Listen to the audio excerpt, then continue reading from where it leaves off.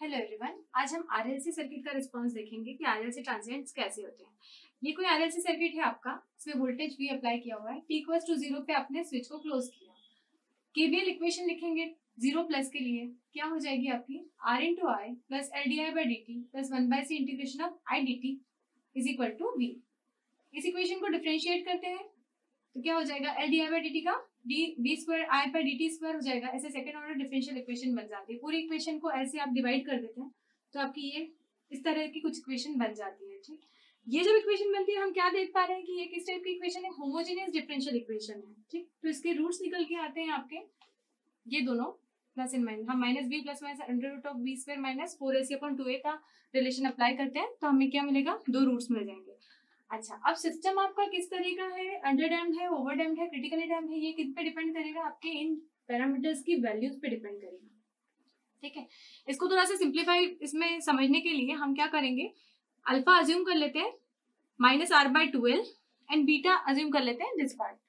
तो अब आपका क्या हो जाता है, equation d1 is equal to alpha plus beta, d2 is equal to alpha minus beta. अब जो हमारा सिस्टम का बिहेवियर है वो पूरी तरह से इस बीटा पे डिपेंड करता है। ये जो सेकंड टर्म है यहाँ पर बीटा की वैल्यू पॉजिटिव भी हो सकती है, नेगेटिव भी हो सकती है और जीरो भी हो सकती है। देखते हैं तीनों केसेस के लिए क्या होता है। यदि आपका ये जो है this part is greater then this part beta में, तो क्या होगा, आपके जो रूट्स निकल के आएंगे d1 और d2 वो रियल रहेंगे, नेगेटिव रहेंगे और अनइक्वल रहेंगे, जिसके कारण से आपका सिस्टम कैसा रिस्पॉन्स देगा, ओवरडैम्प्ड रिस्पॉन्स देगा। जब आप सॉल्यूशन निकालेंगे इसका तो आपको आई ऑफ टी ये मिलेगा डिफरेंट रूट्स के लिए, अनइक्वल रूट्स के लिए, नेगेटिव रूट्स के लिए।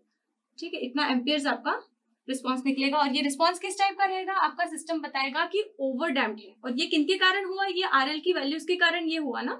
आरएल की वैल्यू इस तरह से, आर एल और सी की वैल्यूज इस तरह से सेट है कि r/2l का whole square is greater than 1/lc हो रहा है, जिसके कारण से आपका जो सिस्टम का रिस्पॉन्स है आई ऑफ टी वो किस तरह से दिखा रहा है, इस तरह से स्लगिश रिस्पॉन्स देगा, वो ओवरडैम्प्ड सिस्टम आपका कहलाएगा।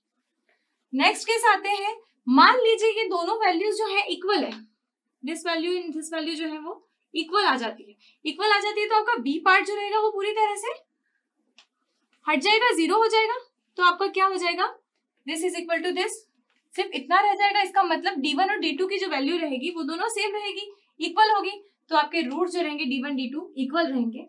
सिस्टम आपका किस टाइप का रहेगा, क्रिटिकली डैम्प्ड रहेगा। क्रिटिकली डैम्प्ड मतलब जैसा कि हम चाहते होते हैं एकदम स्लो, मतलब फास्ट रिस्पांस देते हुए जो आपको अचीव करना है जितना उतने पे आप पहुंच जाते हैं, तो आपका जो सिस्टम का रिस्पांस है वो अच्छा रिस्पांस माना जाता है। ठीक, तो क्रिटिकली डैम्प्ड सिस्टम हो जाएगा जिसमें आपका I of T is equal to e to the power alpha T, क्योंकि रूट एक ही होगा, इक्वल होगा, तो डी माइनस अल्फा से आप रिप्रेजेंट कर रहे हैं।